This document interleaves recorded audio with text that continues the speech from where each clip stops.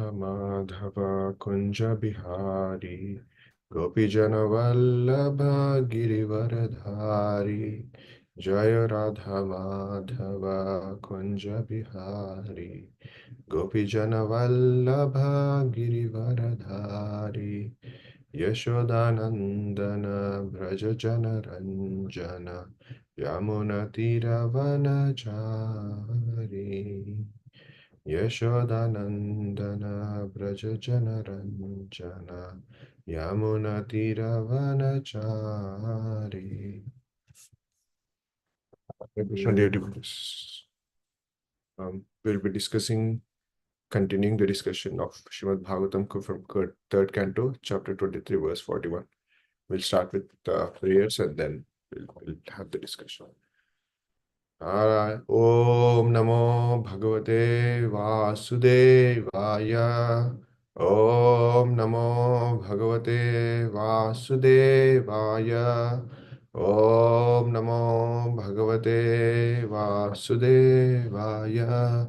Narayanam Namaskrityam Naram Chaiva Narottamam Devim Saraswatim Vyasam Tato Jayam Udirayet नष्टप्रायेषु भद्रेषु नित्यं भागवत सेवया भगवतेरुत्तमश्लोके भक्तिर्भवति नैष्टिकी शृण्वता स्वकथा कृष्णा पुण्यश्रवणकीर्तनः हृदयन्तस्तो य भद्राणि विधनोति सुहृत्सताम्.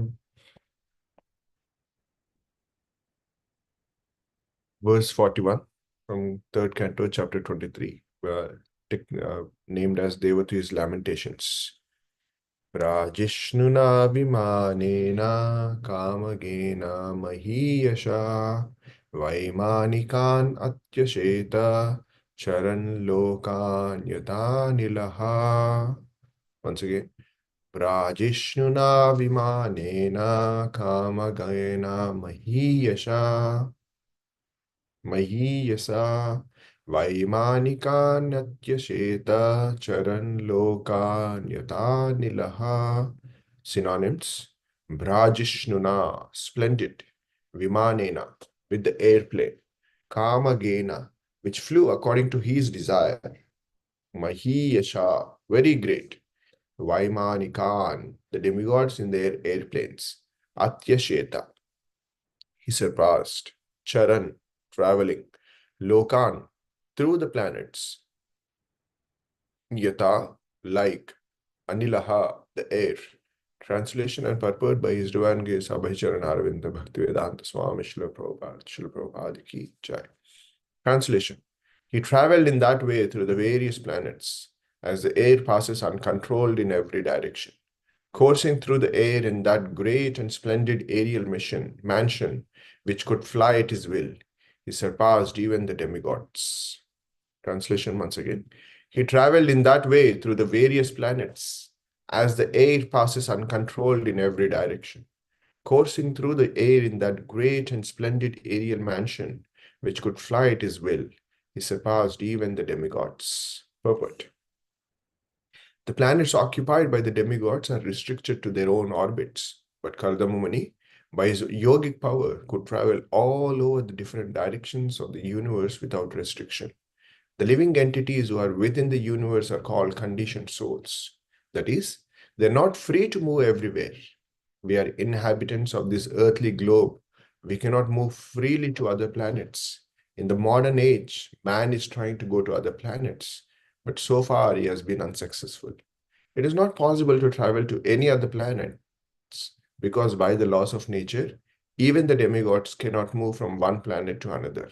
But Kardama Muni, by his yogic power, could surpass the strength of the demigods and travel in space in all directions. The comparison here is very suitable. The words yata nilaha indicate that as the air is free to move everywhere without restriction, so Kardama Muni unrestrictedly traveled in all directions of the universe.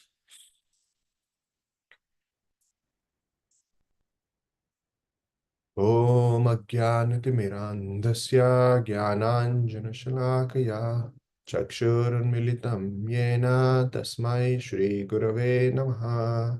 Shri Chaitanya Manobhishtam Sthapitam Yena Bhutale स्वयं रूप कदा मह्यं ददाति स्वपदान्तिकम् वाञ्छाकल्पतरुभ्यश्च कृपा सिन्धुभ्य एव च पतितानां पावनेभ्यो वैष्णवेभ्यो नमो नमः।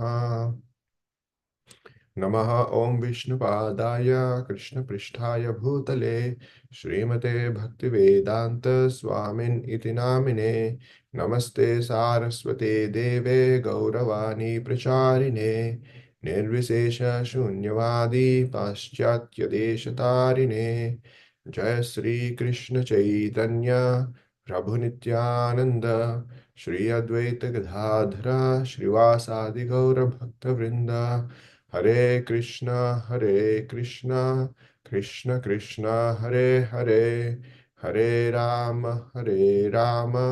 Ram Ram Hare Hare. Hare Krishna, dear devotees.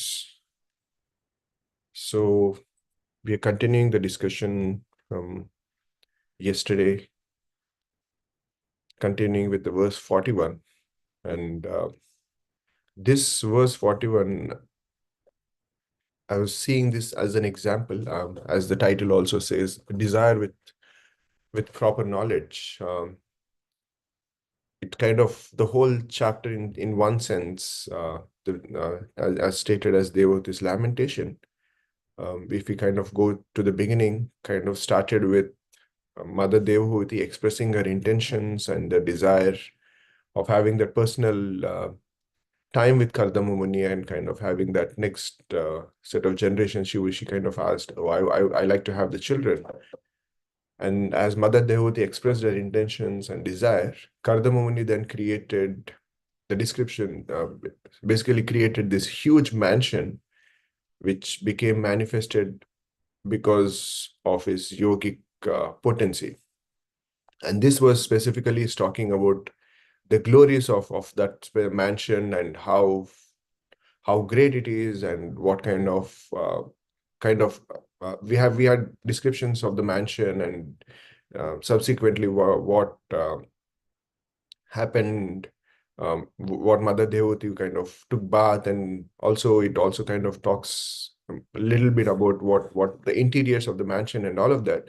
And finally, in this verse, they're kind of in a way, in a sense, kind of for us to understand, kind of equating or compare in kind of a relative comparison to say that the creation that Kardama Muni has done has surpassed even the demigod. So this mentioned in multiple ways, and our acharyas kind of, Srila Prabhupada also to some degree gives in the purport, and our acharyas, both Vishwanath Chakravarti Thakur and Vallabhacharya, kind of go quite in detail about,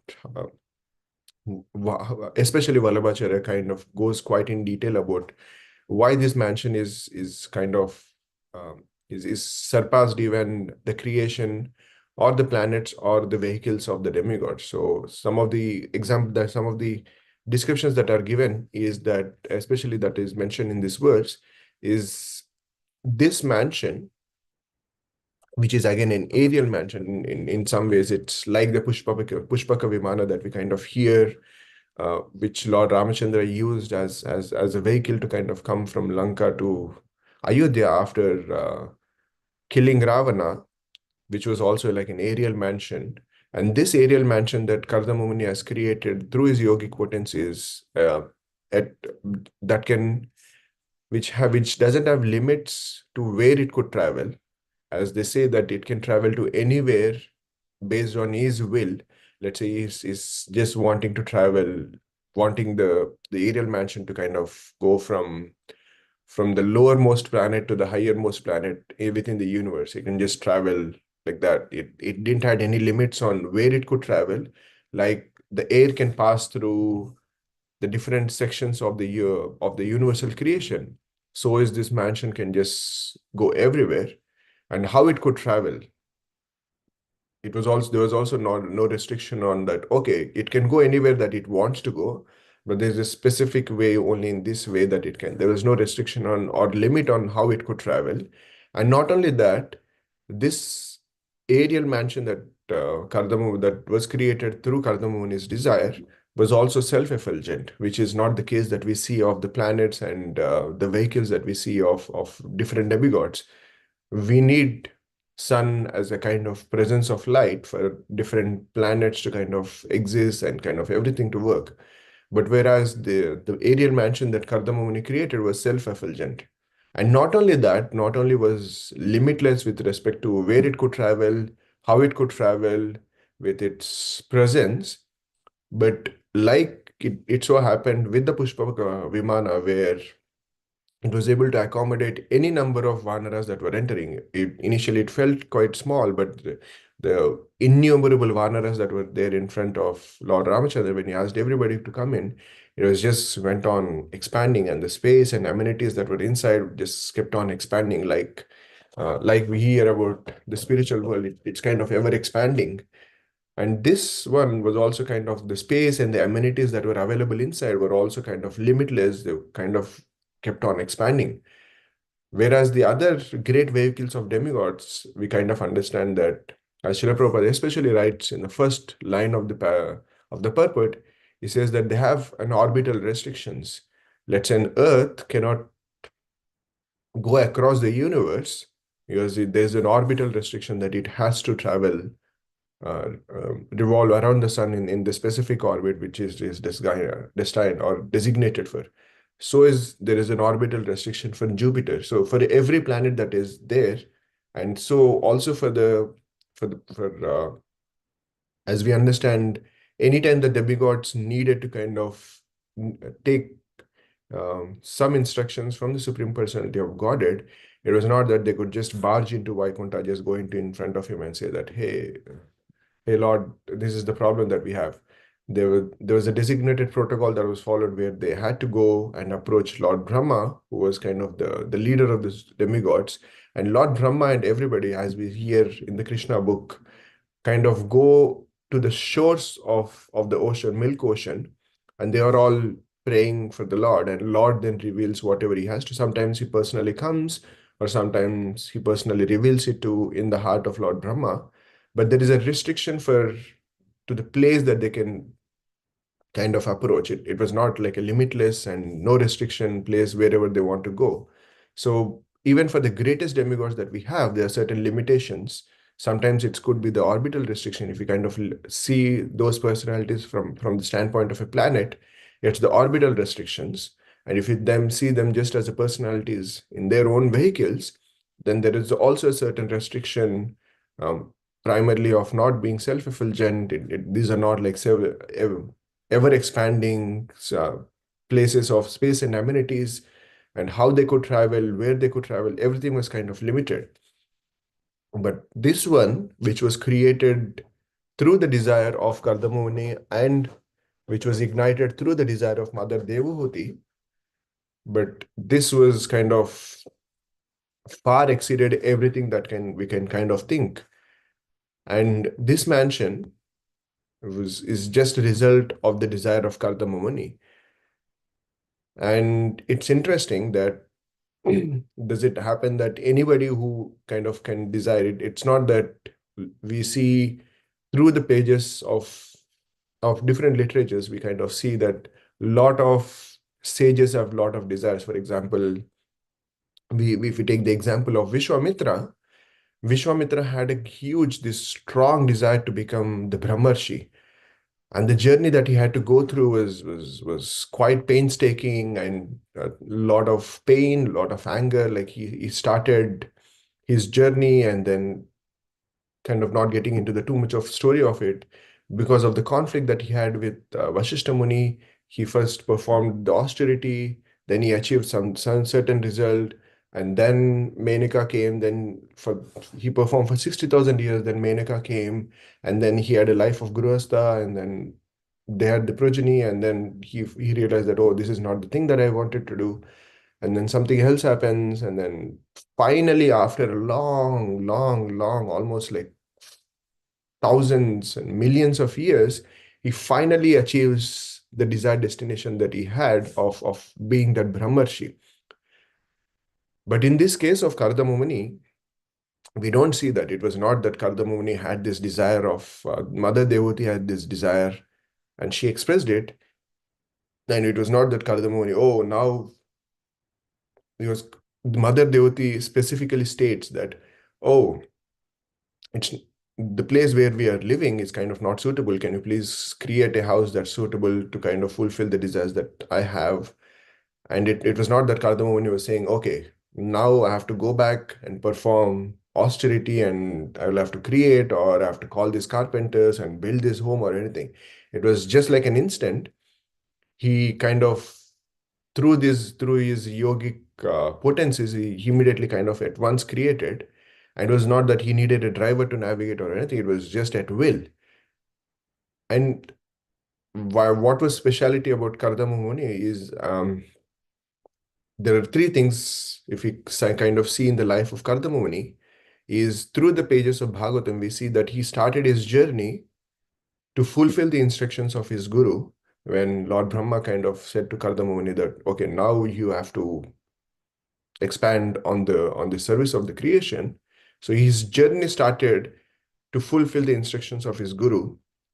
And the second thing was, he was being an instrument in the, even though we might argue in saying that, oh, he had this seemingly a materialistic desire that he wanted to kind of get into relationship with Mother Devoti and then have that whole physical thing. We could kind of argue into all of that. But one thing that we cannot negate the point is that in everything that he was doing, was he was seeing himself being an instrument in the service of expanding the creation, which ultimately was not just saying that, oh, this is the just the mission of my own guru, but he was seeing that as a service that the Supreme Lord has ordered, and he himself was seeing himself as an instrument. So the first point was kind of starting his journey to fulfill the instructions of his guru. And at every step, he was kind of conscious in his head of being an instrument.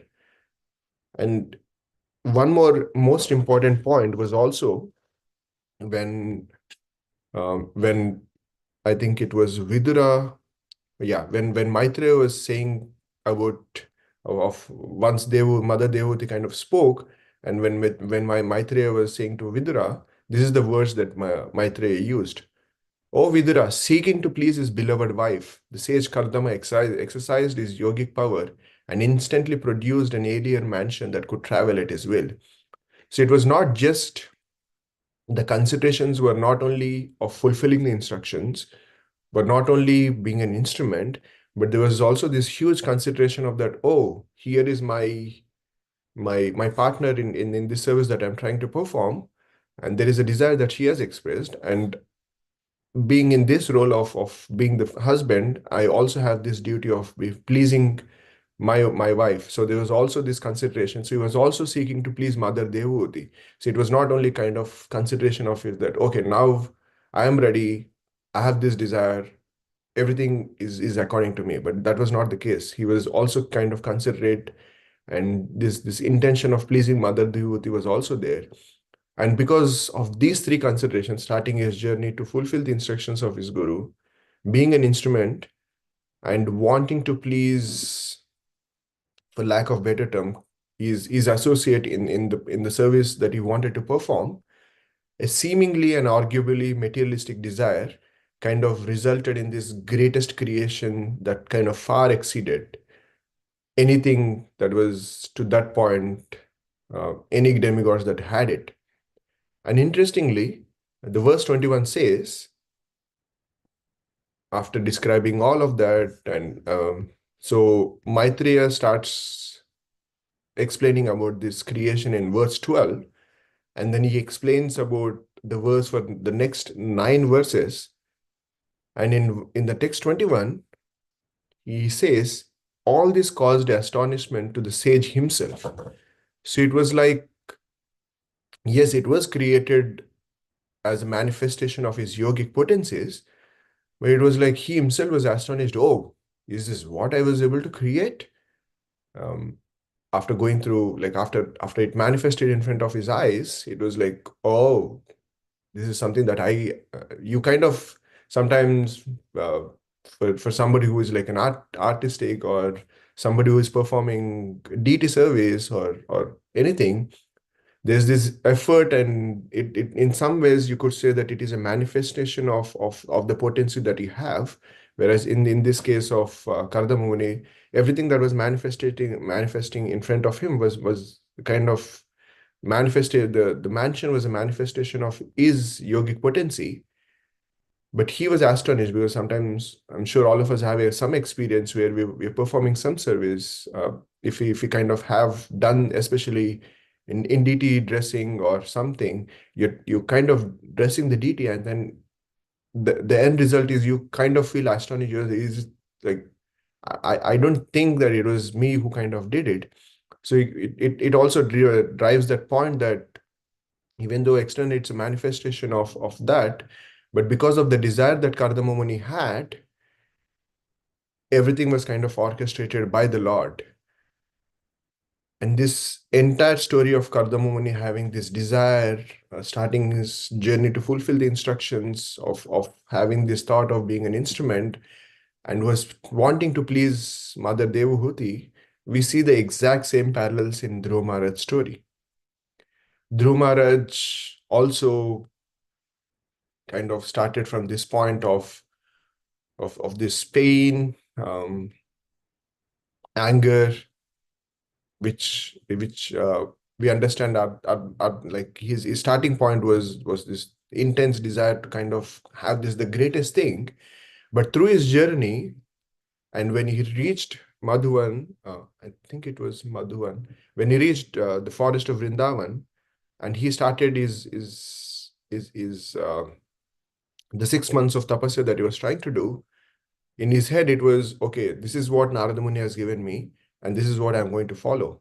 And his journey, in many ways, was also kind of fulfilling the instructions of his guru, where Narada Muni said, okay, this is what you have, this is what you're going to do. And that was there.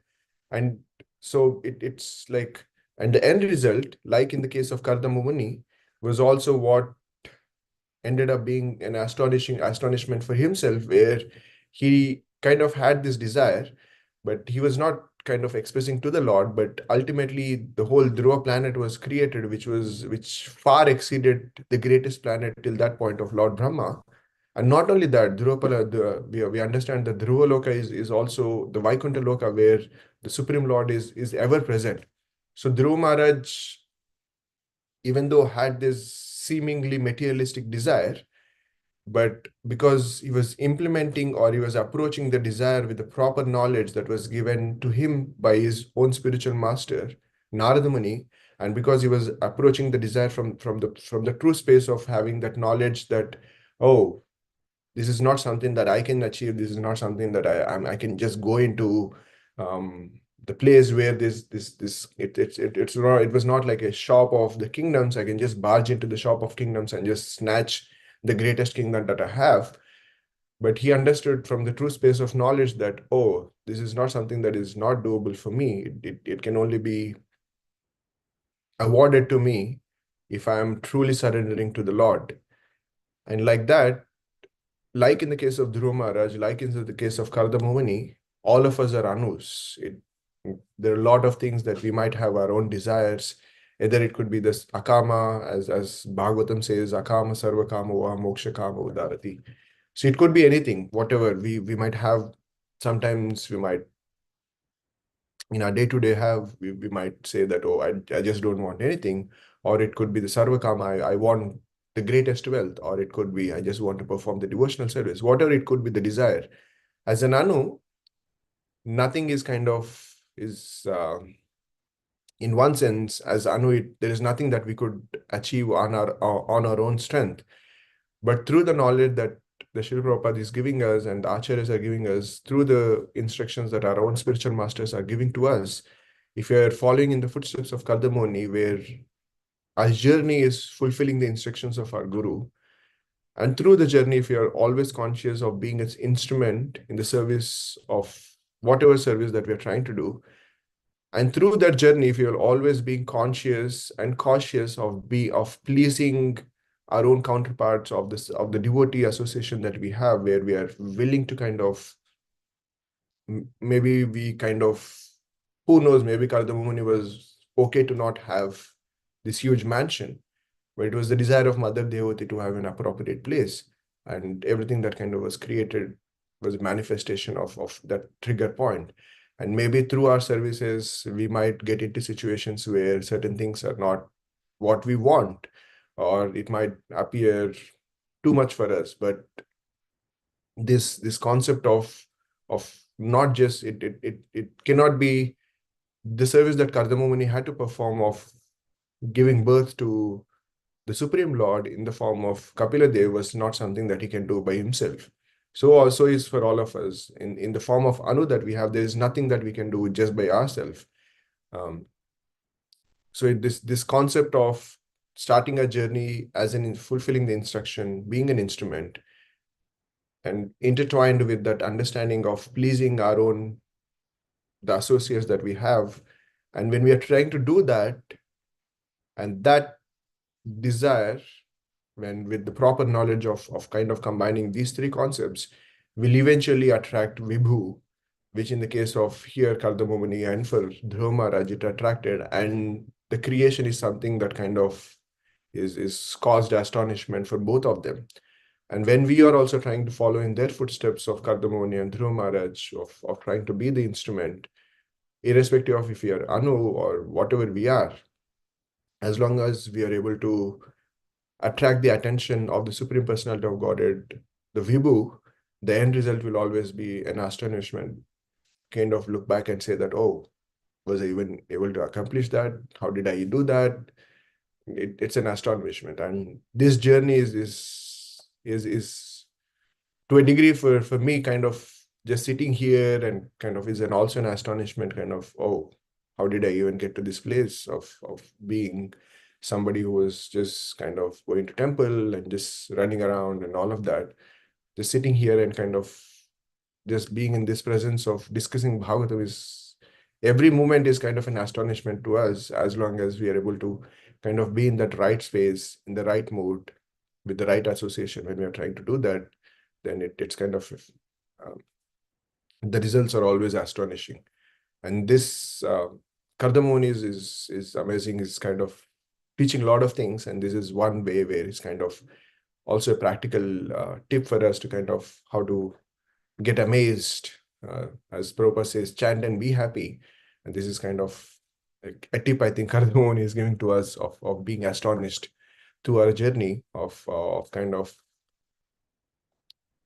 seeing that reciprocation of the Vibhu in reciprocation to the genuine desires of the Anu. So we'll end here. If there are anything that Hare Krishna Premanand Mataji, if you like to add or correct anything. Hare Krishna, Prabhu, please accept my humble obeisances. All glories to Srila Prabhupada. Amazing how you wove through these different uh, amazing points of this chapter so nicely. And I haven't I don't even know how to express my gratitude. It's really amazing the way you presented. Um, and I was thinking back on what I spoke yesterday, and in today's verse, there is this description that his mansion was able to go in all directions, anywhere he wanted, like air.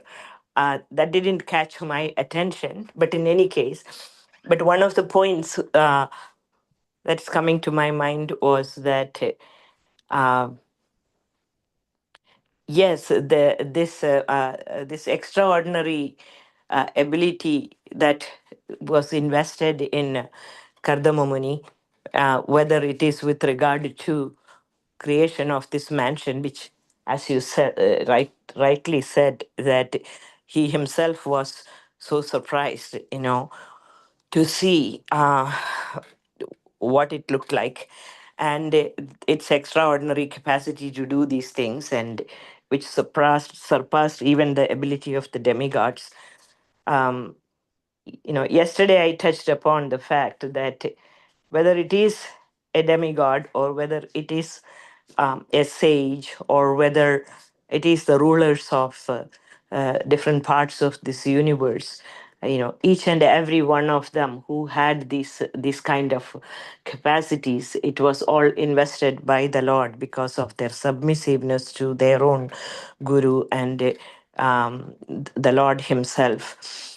And as a result, there is what was coming out of that by the reciprocation from the Lord, um, the power of those the creations, or their abilities, or their capacity to do things. Yesterday I brought up Priyavrata, today you brought up Dhruva Maharaj. All their capacities appears to be like it speaks for itself the glory of the Lord, because one may be able to do things within one's universe, or according to whatever that universe looks like. And in the case of Karda Muni and all, it is universal scale, and for us a tiny little thing that we do within our own limited sphere.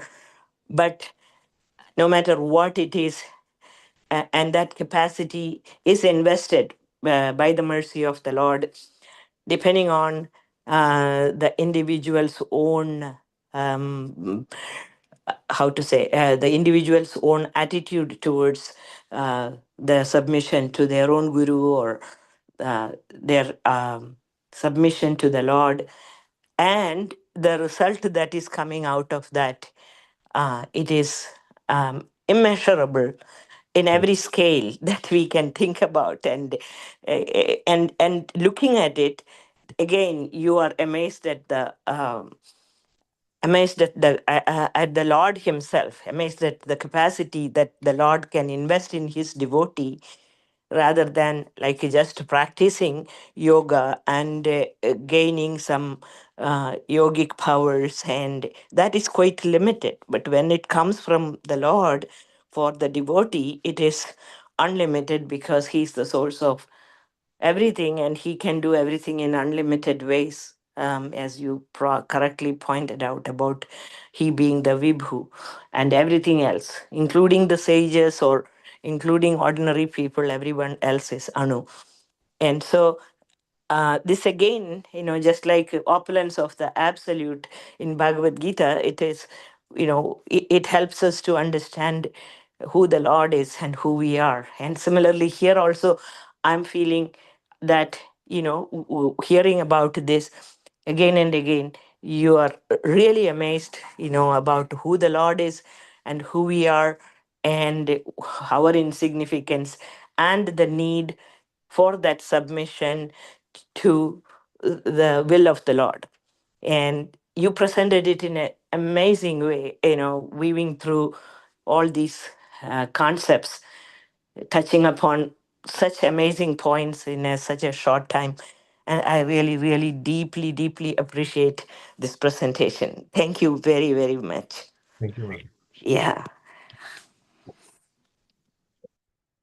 If any other corrections or comments, those we can. Lakshmikant provided Rob.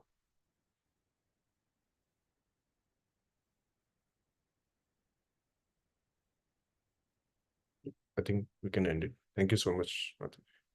Vancha kalpatarubhyascha kripa sindhubhya vacha patitanam pavanebhyo vaishnavibhyo